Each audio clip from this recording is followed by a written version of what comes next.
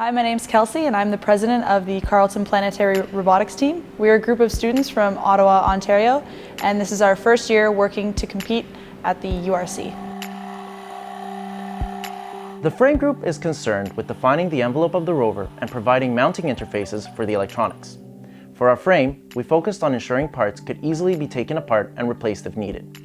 For the location of electronic equipment, we decided to go with what we like to call a sandbox concept, where electronic boxes can be positioned and secured in multiple different configurations onto a perforated plate.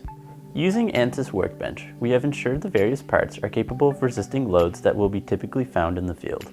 With our detailed design completed, we are currently in the production stage of the rover, where we are manufacturing the parts of the frame for assembly. The mechanical team is also assembling small components for testing and prototyping. The chassis team is in charge of designing the motion system for the rover. The suspension is a spring dampener system that allows the rover to travel over obstacles and keep the rover steady. The rover uses a 196:1 reduction planetary gearbox to turn a wheel. The wheels use 3D printed hubs and an inner tube filled with foam beanbag pellets to form round objects and get traction. Our team is utilizing FDM 3D printing to create prototype parts for testing, along with final parts that will be on the fielded rover for competition tasks. Some of these parts include wheel hubs and parts of the claw end effector, which will be fielded in the competition, along with prototypes for the science cache task. The arm subsystem is in charge of designing and manufacturing the robotic arm, which will be used for the science cache, astronaut assistance, and equipment servicing task. Using high torque stepper motors, planetary gearboxes, and right angle gearboxes, the arm, along with the claw, will have 6 points of motion to allow for a high precision and accuracy in order to complete the tasks.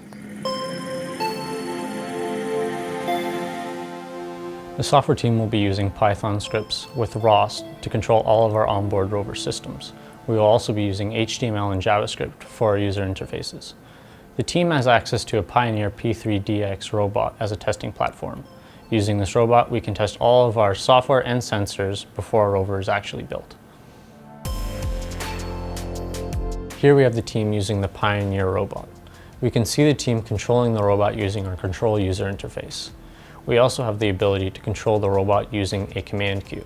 We will utilize this ability to help deal with the loss of line of sight problem. The telemetry interface provides us with all relevant data in order to monitor the state of the rover and complete mission objectives. The visual interface will provide us with a feed of any onboard camera systems. We will be using a 5-camera system in our design. We will have 2 side-facing cameras that will be able to view any obstacles around our 2 forward-facing wheels. We will have a back-facing camera to view the wagon during towing.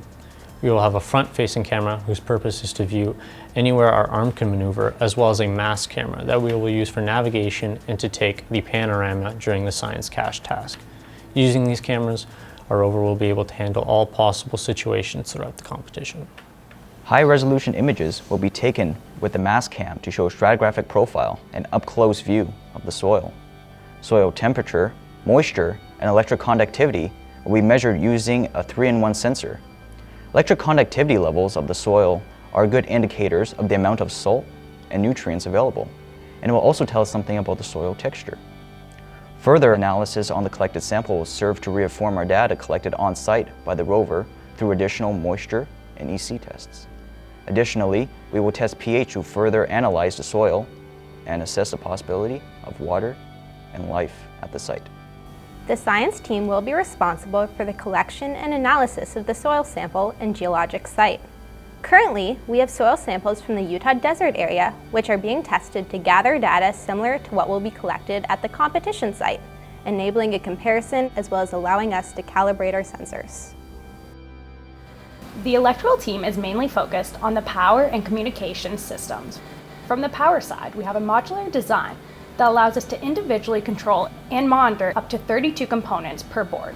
Each board has 4 ICs, which each control 8 components. This allows us to scale the system for final rover design. The onboard communication system will use Ethernet with a router and a switch so all the devices may be connected. The communication system between the rover and the base station will use Wi-Fi and a point-to-point base system. We have facilities here at Carleton, such as the anechoic chamber, which will allow us to test the functionality of our communication system easily.